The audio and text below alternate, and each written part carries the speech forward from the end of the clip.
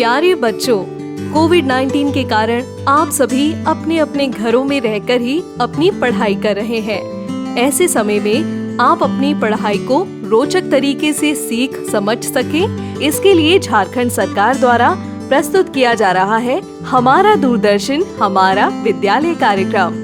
इसके माध्यम से आप प्रत्येक दिन सोमवार से शुक्रवार तक पूर्वाह्न 10 से 12 तथा अपराह्न 1 से 2 बजे तक अपनी अपनी कक्षाओं के अनुरूप कार्यक्रम देख सकेंगे। अब पढ़ाई नहीं रुकेगी। स्कूली शिक्षा एवं साक्षरता विभाग झारखंड।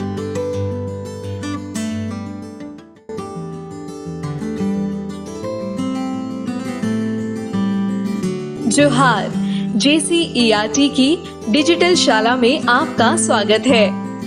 आज के सत्र में हम कक्षा 8 के विज्ञान विषय के पाठ विद्युत धारा रासायनिक प्रभाव के बारे में जानेंगे। नमस्कार, जोहार बच्चों। आज हम विद्युत धारा का रासायनिक प्रभाव या chemical effect of electric current के बारे में कुछ बातें जानेंगे। पिछले भाग में हम लोगों ने किन पदार्थों से विद्युत धारा प्रवाहित होती है, किससे नहीं, अर्थात कौन सुचालक है, कौन मंद चालक है और कौन कुचालक है, इनके बारे में हम लोगों ने समझ विकसित की थी।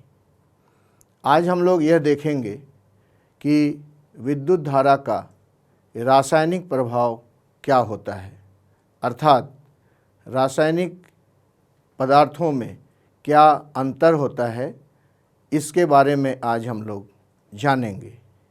इस क्रियाकलाप के लिए एक इस तरह का बर्तन लेंगे जिसमें 2 इलेक्ट्रोड के रूप में, यहाँ आप देख रहे होंगे 2 कार्बन के छड़ हैं और दोनों सिरे से एक एक तार जुड़ा हुआ है और इसको रखने के लिए ये स्टैंड है।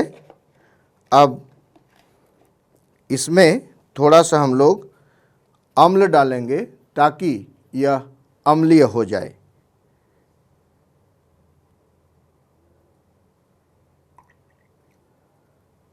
और इस गिलास के पानी में भी थोड़ा सा अम्ल मिला देंगे।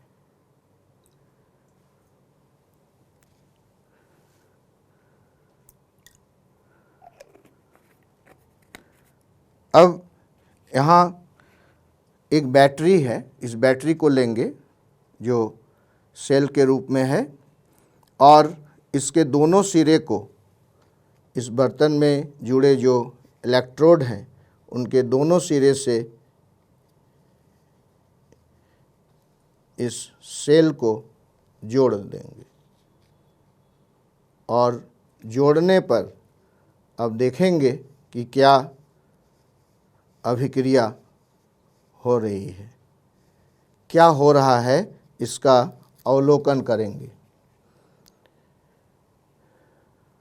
देखिए, ये जो मेरे बाईं ओर जो इलेक्ट्रोड है उसके ऊपर हवा के बुलबुले या गैस के बुलबुले वहाँ दिखाई दे रहे हैं।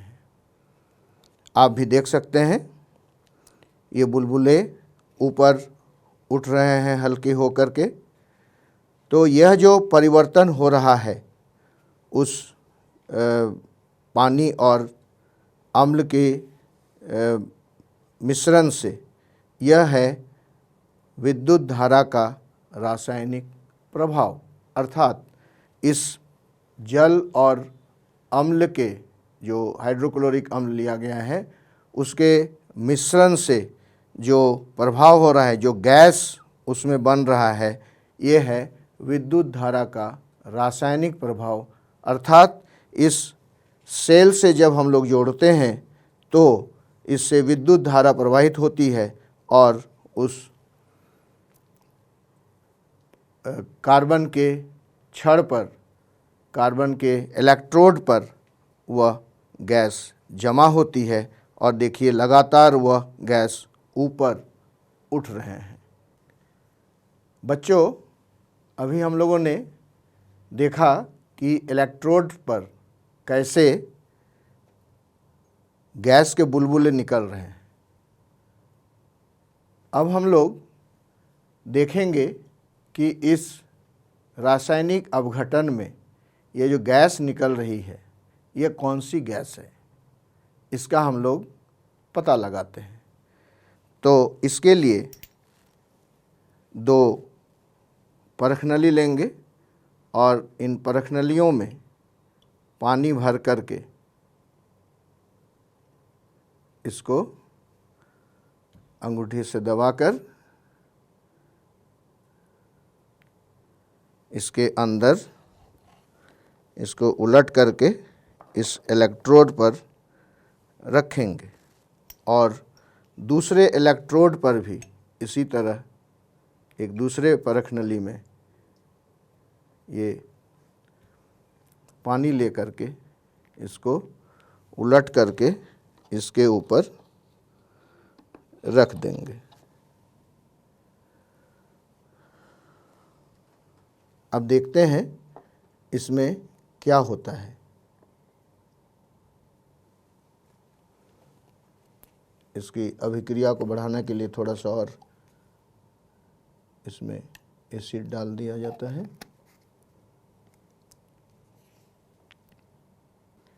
देखिए, एक में काफ़ी तेज़ी से बुलबुले ऊपर आ रहे हैं और दूसरे में इसमें थोड़ी धीमी गति से बुलबुले आ रहे हैं।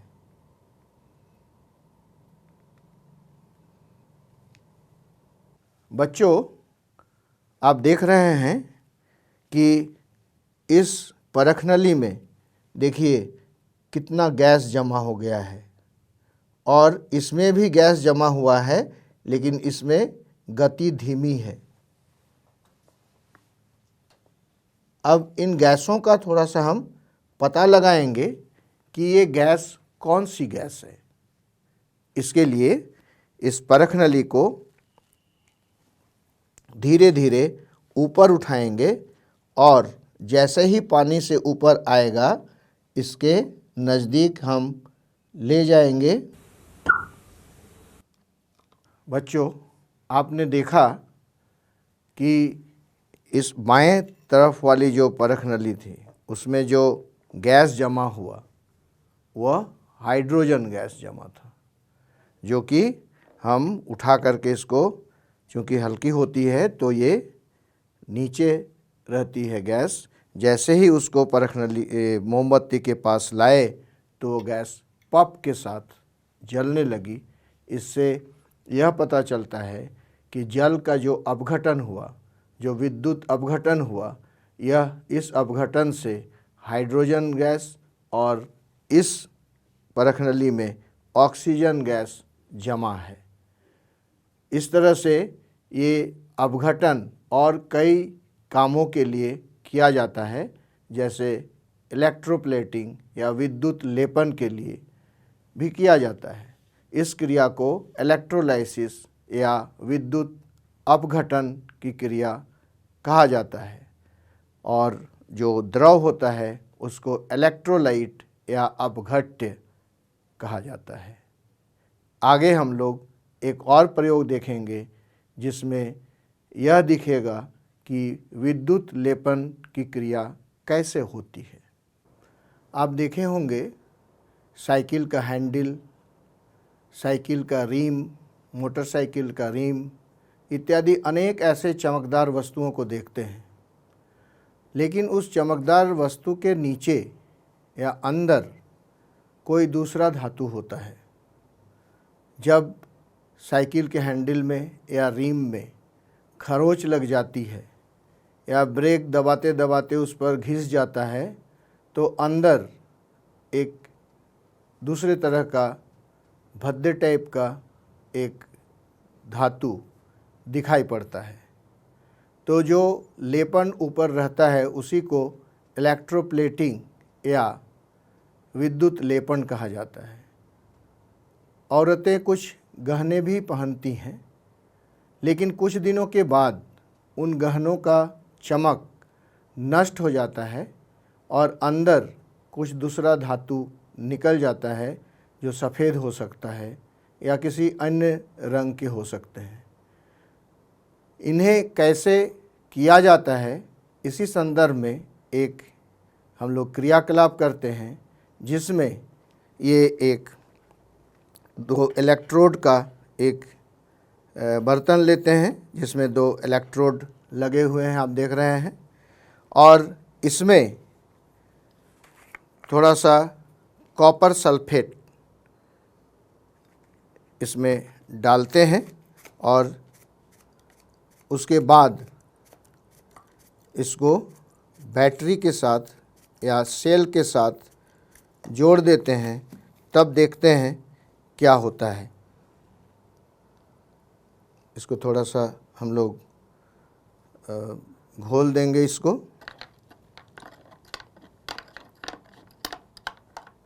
घोलने के बाद अब इसके दोनों सिरे को, दोनों इलेक्ट्रोड को दो ध्रुवों या दो टर्मिनलों से इसको एक को ऋणाग्र से और दूसरे सिरे को धनाग्र से जोड़ दिया जाता है और देखते हैं उसमें क्या परिवर्तन आता है।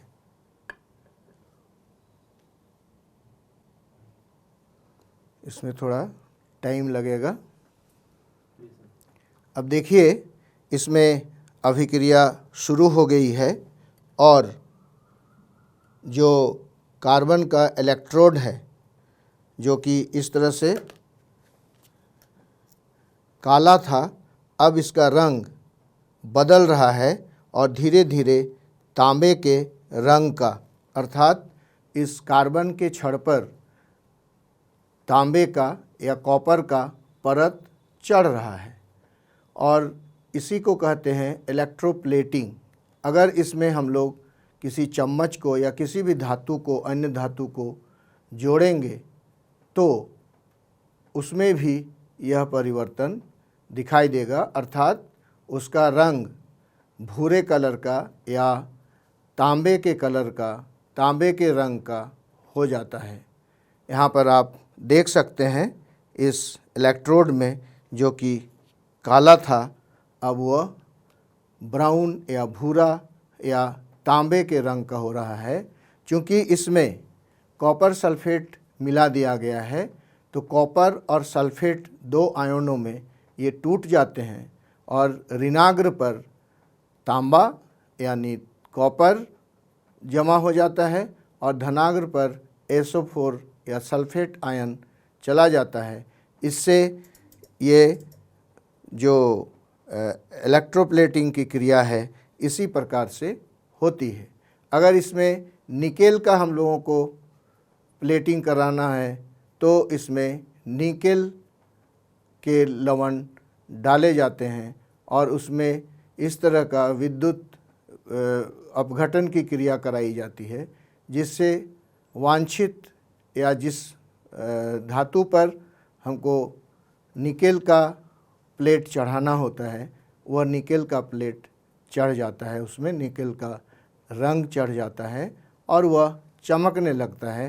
क्योंकि हम लोगों ने यहाँ पर कॉपर सल्फेट लिया है, कॉपर सल्फेट उसमें डाले हैं, तो इसमें कॉपर जो है वह टूट करके या विच्छेदित हो करके, अपघटित हो करके, टूट कर वह अलग हो जाता है और तांबे के परत कार्बन के छड़ पर चढ़ जाता है। आपने देखा किस तरह से विद्युत लेपन की क्रिया होती है या इलेक्ट्रोप्लेटिंग का काम कैसे किया जाता है। विद्युत का केवल यही काम नहीं है, विद्युत के बहुत सारे उपयोग हैं।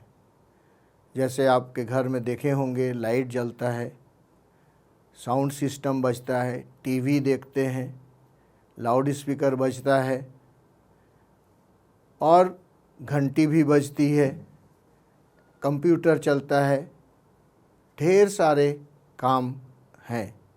उनमें से एक दो कामों को और हम लोग देख लेते हैं। इसके लिए एक सर्किट तैयार किया जाता है, परिपथ, जिसमें ये बैटरी को जोड़ा जाता है। और इसमें देखिए ये एक तार है और ये दूसरा तार है। आप देखे होंगे आपके घर में भी जब बिजली के खंभे से तार आता है तो दो तार पहुंचते हैं आपके घर में, और जब दोनों तार को आपस में सटाया जाता है स्विच के द्वारा तो आपके बल्ब जलने लगते हैं, ट्यूब जलने लगते हैं, टीवी चलने लगते हैं, इत्यादि इत्यादि। इसमें भी हम लोग वही देखेंगे कि ये बैटरी, यहाँ भी दो सेल है, दो सेल को मिलाने से बैटरी बनता है।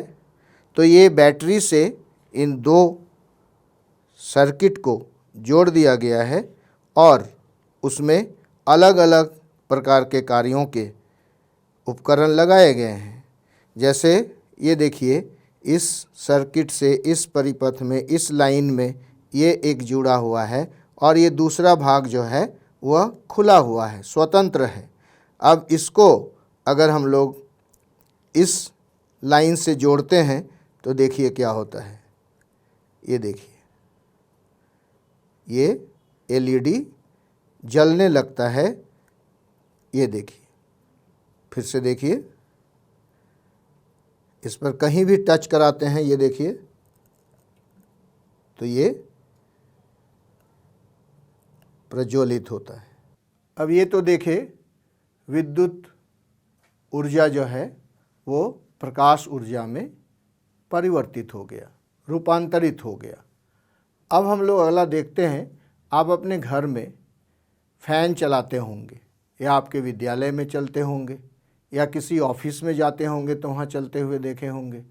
जब स्विच को ऑन किया जाता है तो फ़ैन चलने लगता है, अर्थात परिपथ पूरा कर देने पर ये बिजली का जो परिपथ है, जो तार है, ये दोनों, उसके दोनों तारों से जब संयोजित हो जाता है, जुड़ जाते हैं, तो वह काम होता है जिसको हम चाहते हैं। अगर बल्ब जलाना चाहें तो बल्ब जलता है, फ़ैन चलाना चाहें तो फ़ैन चलता है। तो इसमें देखिए, ये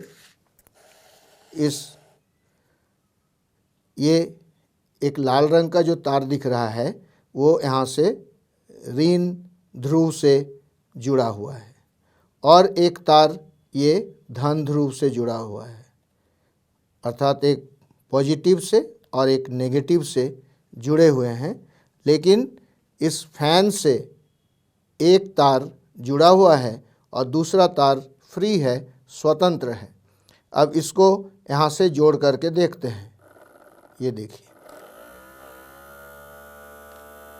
इसी तरह से आपके घर में फैन भी चलता होगा। जब इसको हम लोग स्विच ऑफ कर देते हैं तो वो बंद हो जाता है। फिर से देखिए, ये जब ऑन करते हैं तो वो फ़ैन चलने लगता है और जब ऑफ़ करते हैं तो फ़ैन बंद हो जाता है। ये ऑन और ये ऑफ। इसी तरह ये विद्युत जो है वह चुंबकीय प्रभाव को भी दर्शाता है। आइए हम इसके लिए देखते हैं क्या करते हैं। ये एक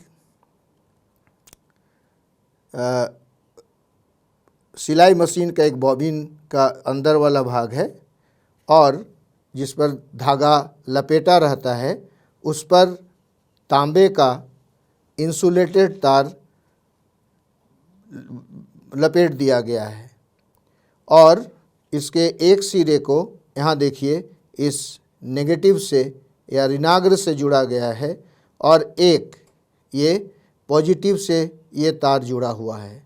तो इसको अगर हम लोग ऐसे इससे जोड़ते हैं तब भी ये देखिए, अभी ये कुछ इसमें सट नहीं रहा है। ये देखिए, अब इसको इससे जोड़ करके देखते हैं।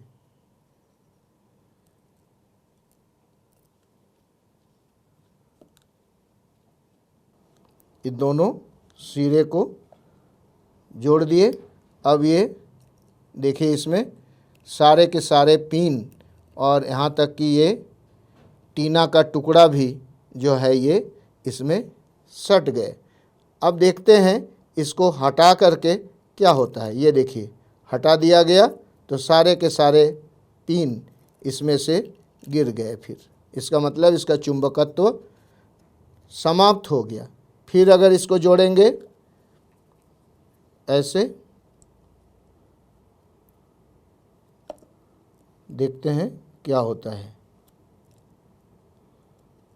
ये देखिए फिर इसमें ये चिपक गए। इसका मतलब ये चुंबक बन गया। इसका मतलब ये ऑन हो गया। इसको छोड़ दिए, ऑफ हो गया तो ये पिन फिर से नीचे गिर गए।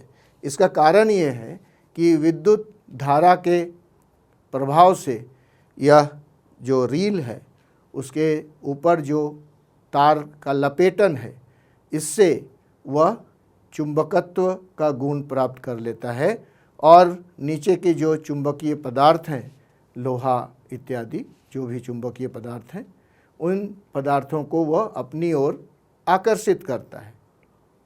इस तरह से हम ये देखते हैं कि विद्युत का एक काम नहीं है केवल इलेक्ट्रोप्लेटिंग या विद्युत अपघटन, कई सारे काम हैं जो आप लोगों ने देखा। लेकिन बच्चों, एक बात ध्यान देने वाली है कि जितनी भी अभी क्रियाकलाप हम लोगों ने देखा, इसमें हम लोगों ने अम्ल का उपयोग किया, कॉपर सल्फेट का उपयोग किया, बैटरी का उपयोग किया, सेल का उपयोग किया, और जैसे हम इस तरह से हाथ से जोड़ते हैं, ऐसा कभी भी इलेक्ट्रिक तार, जो विद्युत तार होता है, जो आपके घर में लाइन लगी रहती है, उसके साथ ऐसा नंगे हाथ में काम नहीं करना चाहिए, क्योंकि वह बहुत तेज विद्युत होती है। इसमें थोड़ा सा धीमा होता है। ये केवल 1.5 वोल्ट या 2 सेल जोड़े तो 3 वोल्ट का हो गया, लेकिन उसमें 220 अर्थात 220 वोल्ट उसमें होता है। इसलिए बच्चों, काफ़ी सावधानी रखना। वो जो प्लग होते हैं, प्लग के जो सॉकेट होते हैं, उसके अंदर लौह पदार्थ या धातु को कभी नहीं डालना, कुछ भी नहीं डालने उसमें। और नंगी तार को तो हाथ से कुछ काम करना ही नहीं। विद्युत झटका उसमें लगने का निश्चित है कि उसमें विद्युत झटका लगेगा ही। इस तरह से इस काम को करने के लिए बहुत ही सावधानी की आवश्यकता है। मुझे उम्मीद है कि आप सभी इन सावधानियों पर ध्यान देंगे और दुर्घटना से बचेंगे। आज हम लोगों ने सीखा कि विद्युत धारा का रासायनिक प्रभाव क्या है, उसके उपयोग जैसे इलेक्ट्रोप्लेटिंग या विद्युत अपघटन, जो जल अपघटित होकर के हाइड्रोजन और ऑक्सीजन में बदल जाता है, अर्थात जल जो है हाइड्रोजन और ऑक्सीजन के मिलने से बना है। इस बात को हम लोगों ने समझा। इसके अलावे द्रव में रासायनिक अभिक्रिया या रासायनिक परिवर्तन क्या होते हैं, इस विद्युत धारा के प्रवाहित होने पर इसको सीखा। और विद्युत धारा के अन्य क्या क्या उपयोग हैं, कौन कौन से प्रभाव होते हैं, जैसे प्रकाश ऊर्जा मिलती है, चुंबकीय ऊर्जा मिलती है, यांत्रिक ऊर्जा जैसे फैन का घूमना आपने देखा, तो ये यांत्रिक ऊर्जा है। अर्थात विद्युत ऊर्जा को हम कई रूपों में परिवर्तित कर सकते हैं, कई रूपों में बदल सकते हैं और कई अन्य काम भी और किए जाते हैं। जैसे आपने देखा होगा इलेक्ट्रिक ट्रेन या विद्युत से चलने वाले ट्रेन, विद्युत से चलने वाले मोटर, विद्युत से चलने वाले गाड़ियाँ, अनेक ऐसे उपकरण हैं जो विद्युत चालित होते हैं। तो विद्युत का हमारे दैनिक जीवन में भी काफ़ी उपयोगिता है और इसी के आधार पर हम लोग विद्युत का उपयोग भी करते हैं। इसके साथ साथ बच्चों, विद्युत का खर्च भी बहुत ही सोच समझ कर करना चाहिए। बहुत घरों में ऐसा देखा जाता है कि दिन में भी बल्ब जलाते हैं, ठंडे के दिन में भी फैन चलाते हैं। तो इसमें क्या होता है कि विद्युत का अपचय होता है, बेकार की विद्युत चली जाती है। इसलिए विद्युत का खर्च भी हम लोगों को सोच समझ करके करना चाहिए। जितनी आवश्यकता है उतनी ही विद्युत का उपयोग करना चाहिए। अगर हमारे घर में 3 कमरे हैं और सभी एक कमरे में हैं तो एक ही कमरे का बल्ब जले, बाकी 2 कमरों में बल्ब ऑफ कर दें या बुझा दें, क्योंकि उनमें काम नहीं है। अगर आप पढ़ रहे हैं तो पढ़ने के आसपास उस बल्ब को जलाएं, अन्यथा उस बल्ब को बंद रखें। तो हम समझते हैं कि विद्युत का उपयोग भी हम लोग सोच समझ करके करेंगे और जितनी भी बातें हम लोगों ने सीखा उसके आधार पर इन सभी क्रियाकलापों को करने के लिए आप अकेले नहीं करेंगे। शिक्षकों की उपस्थिति में ही आप इन क्रियाकलापों को करेंगे या शिक्षक करके दिखाएंगे। तो बच्चों, आज इतना ही, फिर अगली कक्षा में मिलते हैं। इस प्रसारण से संबंधित सुझाव, अपने प्रश्न इत्यादि आप हमें jcerg@gmail.com तथा टोल फ्री नंबर 1800 5728 585 पर संपर्क कर सकते हैं।